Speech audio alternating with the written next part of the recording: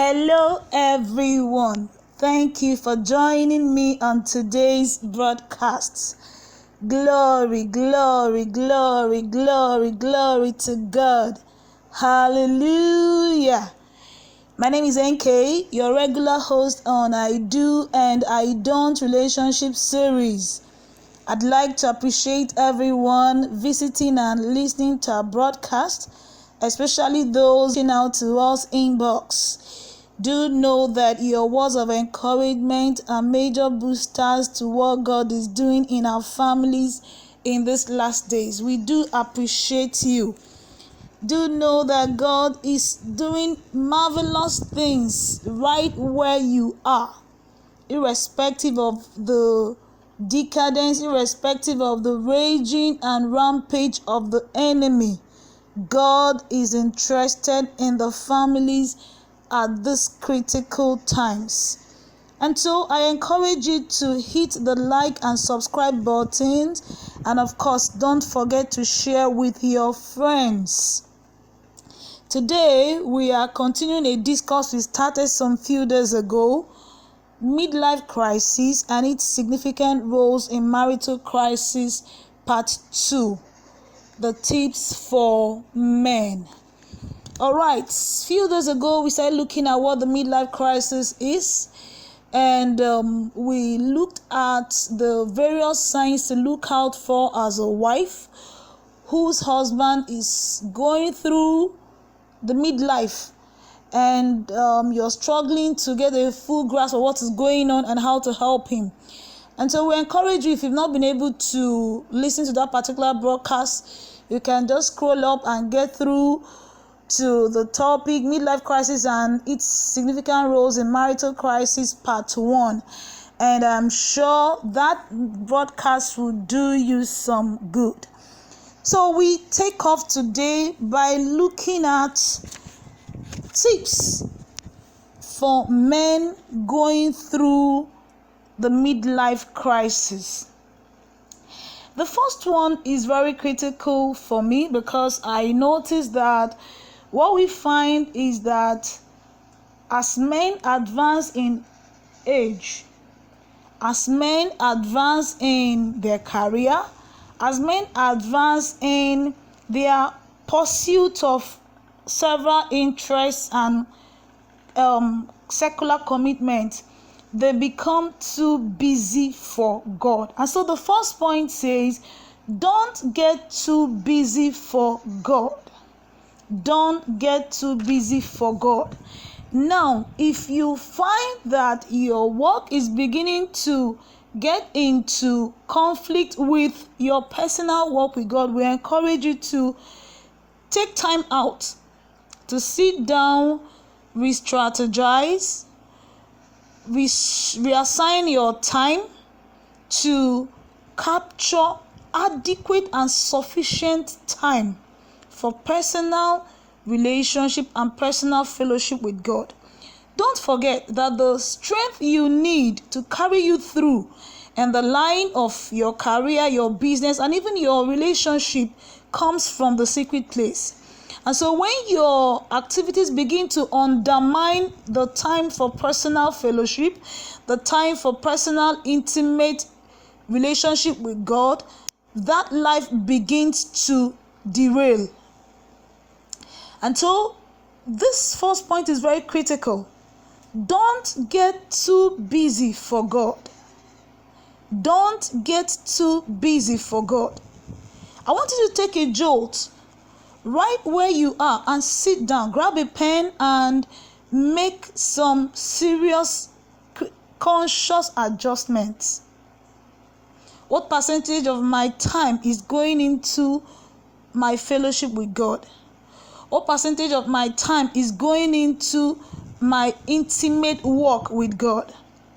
These personal consecrations, your personal sanctification, your personal consistent walk with God is fueled by the strength you draw from intimacy with God, and that you can only get from the secret place. I am not also exonerating those of us that are even in the ministry fully sold out to ministerial activities, at the same time undermining the significance of their personal work, their personal time of fellowship. So it doesn't just behove on you to be a minister, a pastor, a deacon, or whatever capacity you're functioning in the church. No matter the level of activities you have gotten into, we encourage you, please don't get too busy. Find time. If you need to restructure your time, please do. If you're too busy in the day, then learn to maximize your nights. Set time daily to pray, to study, to listen and hear God for yourself. And we know you will not derail when you get into that. And another thing I want to say is, be sure to keep the line of communications open with your wife. Be sure to keep the line of communication open with your wife. I found that men that are going through the midlife phase tend to withdraw from their wife. Of course, it's proven from last week's study that men that are going through the midlife tend to withdraw from their wives. Of course, don't forget that the devil begins to sponsor in their heads that they are trapped, and then that they need somebody else, they need somewhere else. And so they begin to shut down every avenue of communication, discussion, and sharing of thoughts with their spouses. The conversation becomes one way. Of course, in majority of the cases, becomes monosyllabic. Yes, no, don't, I will. Those are signs to watch for. And make sure that you keep the communication line open. Let her know what you're feeling part time. Let her know what you're going through part time. Let her know your deepest thoughts part time. That's the only way she can help. That's the only way she can help. But when you begin to withdraw, you begin to shut down, begin to estranged her, you begin to lash out at her, you begin to growl at her, that definitely devil will hijack to break down every wall of communication and to ensure that minimal or no communication at all, which is not best for what you're going through. Because if you're able to communicate effectively to her what you're going through and what you're dealing with, she will be in a better position to adjust to you and also to know how to help. All right. The third one that strikes my heart is stop chasing fantasies. Stop chasing fantasies. Midlife comes with it a high level of chasing of fantasy, chasing of pleasure, chasing of wealth, chasing of friends, chasing of new league of friends, chasing of intimacy elsewhere. That for such wandering thoughts, wandering eyes, wandering ears, wandering hands definitely will land you into trouble. And so if you notice you're hitting the midlife phase, I encourage you to sit down. You're not a superman. Sit down to appraise things. Sit down to appraise things. And be sure you're not beginning to fantasize and beginning to chase fantasy. You chase fantasy when you begin to think that, oh, I can get better driving the best of cars. You chase fantasy when you begin to feel that, oh, I can do better having a change of job. You chase fantasy. Of course, you know that you're getting into a job at midlife which you have not proven. And so when you make rash change in your career, rash change in your business, and eventually it turns out that it doesn't work out as planned, boy, you're in for a major disaster. And so stop and think. Right at the junction where you want to make that rash decision to change a career, please stop and be sure you're not chasing fantasy. Right where at the point where you're almost sealing up that deal and that new business, stop and be sure you're not chasing fantasy. So we are very, very particular with mastery of our thoughts as men going through this phase. Take time to master your thoughts, articulate your thoughts, prayerfully evaluate your thoughts, and prayerfully evaluate your decisions before you get into them, to be sure you're not chasing fantasy. All right, we look at the next one, which says, don't open the door to generations flows in your families. Kai, this is very critical. Don't open the door to generational flows in your family.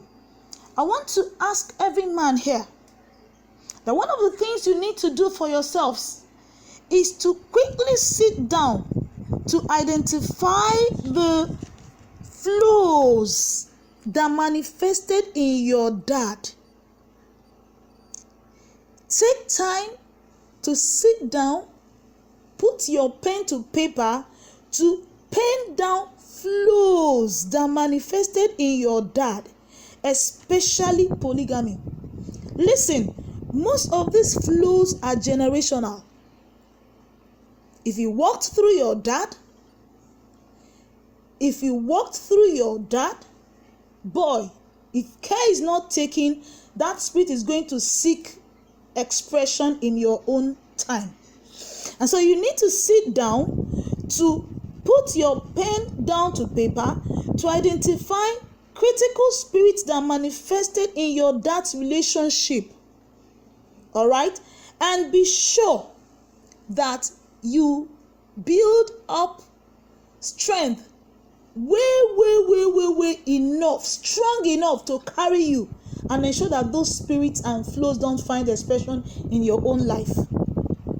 And let me establish here now that if your dad was polygamous, then you need to place yourself on red alert. If you came from a lineage of polygamy, you need to place yourself on red alert. It shouldn't be you that will be getting into flings, flirtings. Okay? It shouldn't be you that should be getting into affairs. It shouldn't be you that should be opening yourself up into emotional promiscuity and flirting. It shouldn't be you. And so that is one critical thing you need to do for yourself as a man going through this midlife. Sit down, identify the spirit that manifested in your dad, especially polygamy and sexual sins, and begin to build strength, spiritual strength and capacity within you to weigh them off. All right, that brings me to the next point, which is take time to study the spirit at work and take authority over them. Listen, we are tripartite being.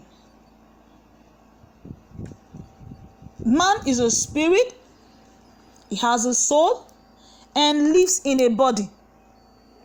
And so, you must identify the spirits at work in the midlife phase and take authority over them.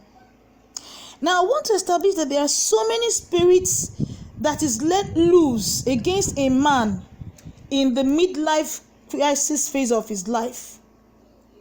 There are so many. But the purpose of this study, I'm going to be looking at 3 critical spirits. The first spirit is the vagabond spirit. The vagabond spirit. The vagabond spirit is a vagrant spirit, is a tramp that gets its victim into wandering from one place to the other. A sexual vagabond is one who gets intimate with many and does not want to stay with anyone. A sexual vagabond is one who gets intimate with several women, yet does not want to commit and stay in a long-lasting relationship with anyone. And so we find that the midlife crisis opens up men to demonic spirits that cause them to wander from one woman to the other in search of pleasure. That spirit makes you not to be able to commit to any serious relationship. That spirit, the spirit of the vagabond, is the spirit that trivializes relationships.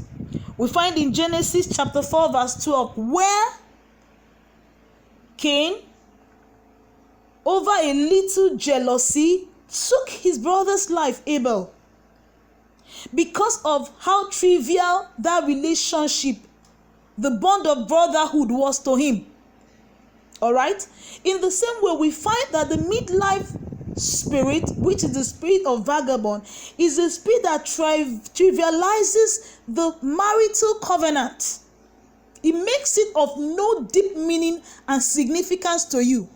So it's easier for you to throw it, cast it out, all right, and begin to live anyhow. You begin to live anyhow. You begin to live anyhow with anybody. That is the spirit of the vagabond. And so we find that this spirit also manifests deeply in men that rashly leave their marital homes.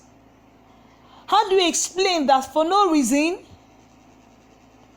over one, two little inconsequential issues at home, a man wakes up without prior announcement, picks his clothes, and is out of the marriage, and he'll tell you, I'll meet you in court. I'll send my lawyers to sign, for you to sign the document of divorce.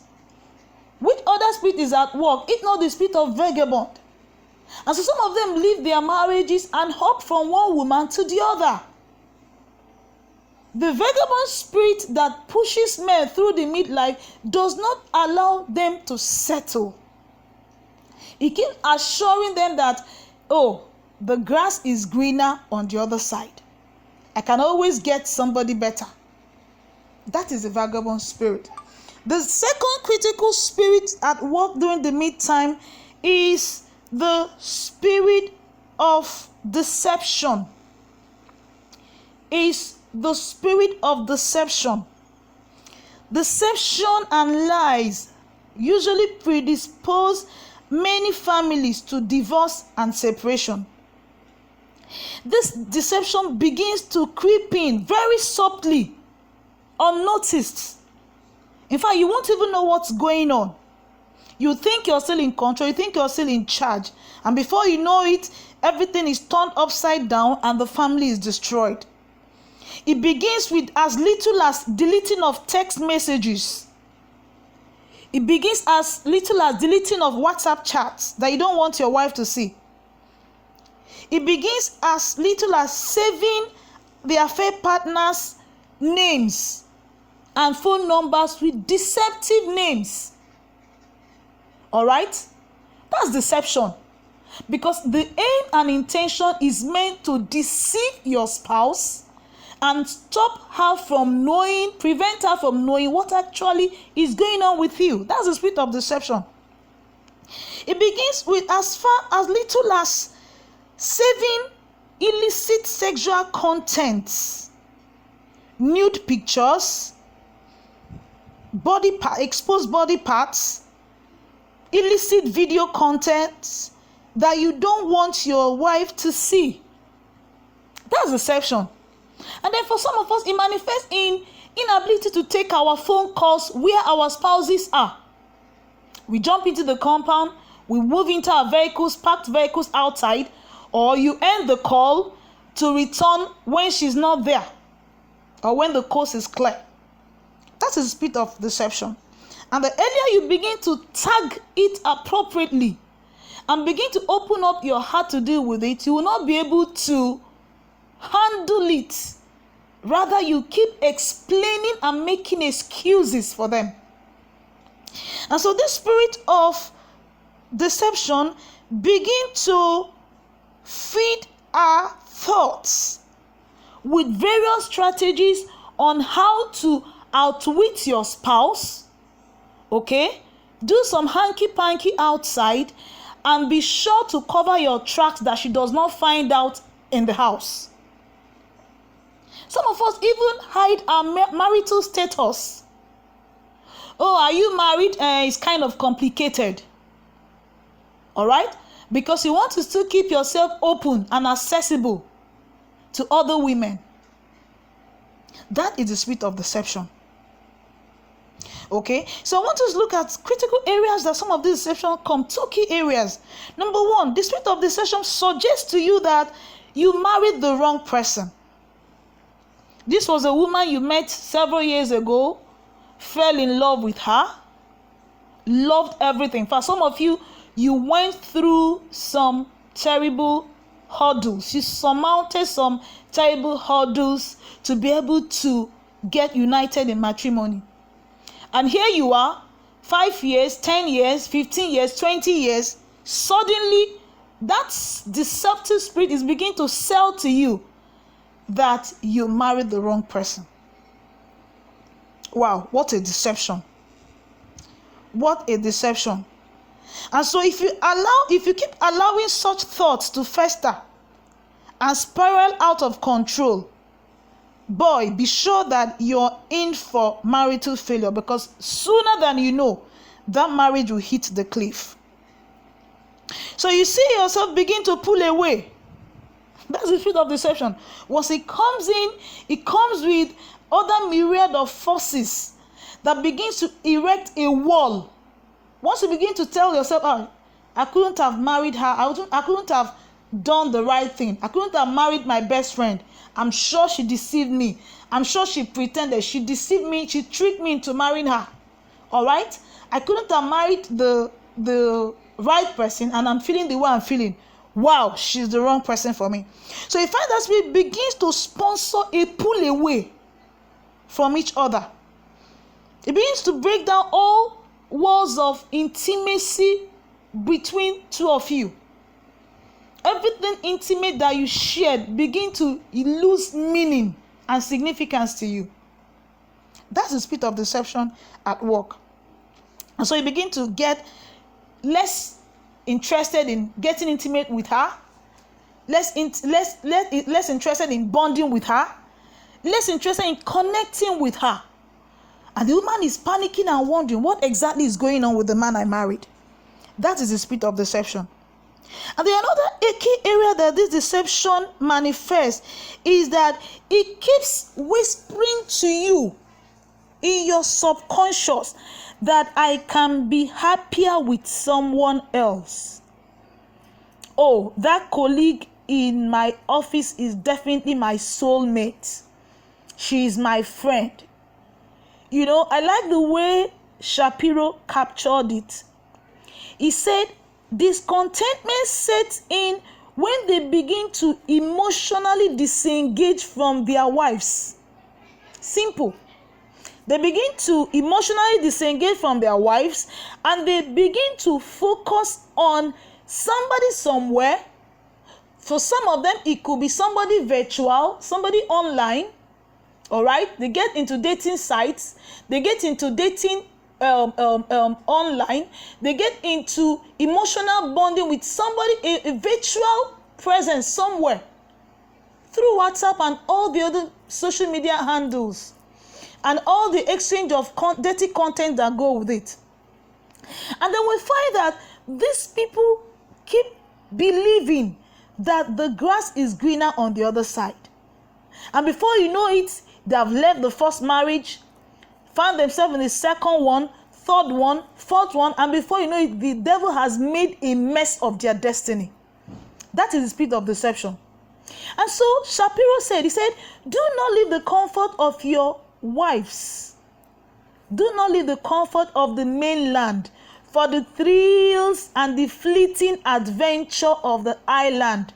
Remember, Your wife has been the mainland of your life through all your life's journey. This fleeting island will soon fizzle out. So, be careful that you do not ditch your spouse within this fleeting moment of pleasure. Wow, what better way can we capture that? That is the spirit of deception. It keeps analyzing for you that it could be happier. Somebody else can make me happier. And so that is the second spirit that we find at work during midlife crisis. And then the third spirit that we find very significantly visible during midlife is the spirit of whoredom.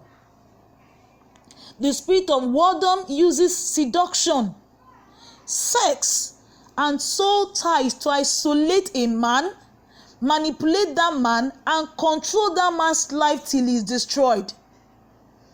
They manifest in various forms of flirting, online flirting, text messages, WhatsApp chats, Facebook Messenger, name it. It comes in subtly. Before you know it, that man is taken in adultery. Before you know it, that man is taken in pornography. Before you know it, that man is taken in all kinds of sexual sins of all sorts that wound his spirit and desecrate his personal consecration and walk with God. So the midlife crisis is a time where men begin to tolerate the spirit of seduction. They begin to tolerate. It bothers me when I see firebrand Christians.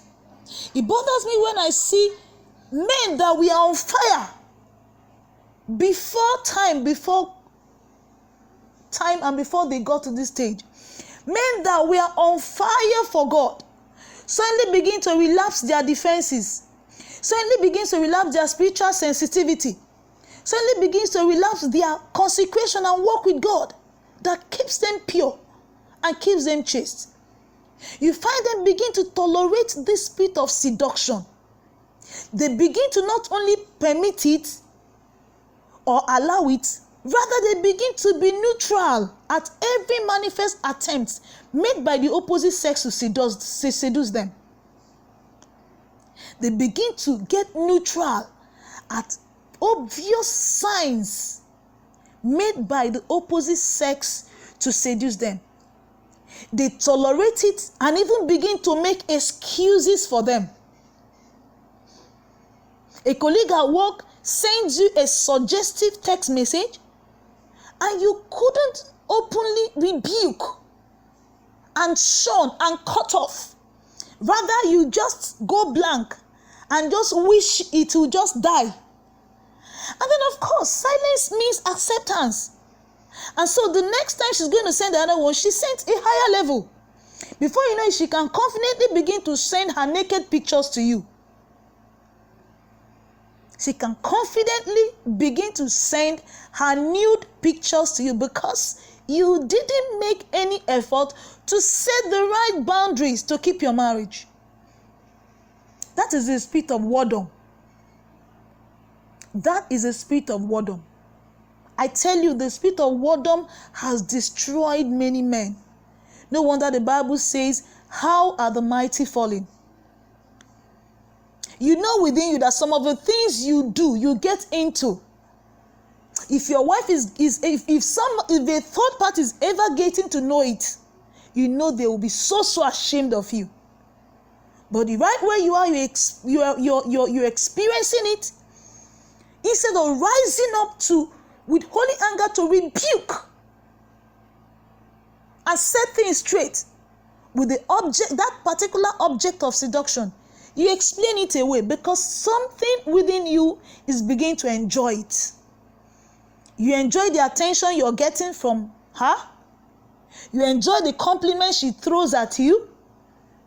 You enjoy the way she ravages around you with exposed cleavages and huggy tight clothes, exposing everything she has within her. You enjoy it.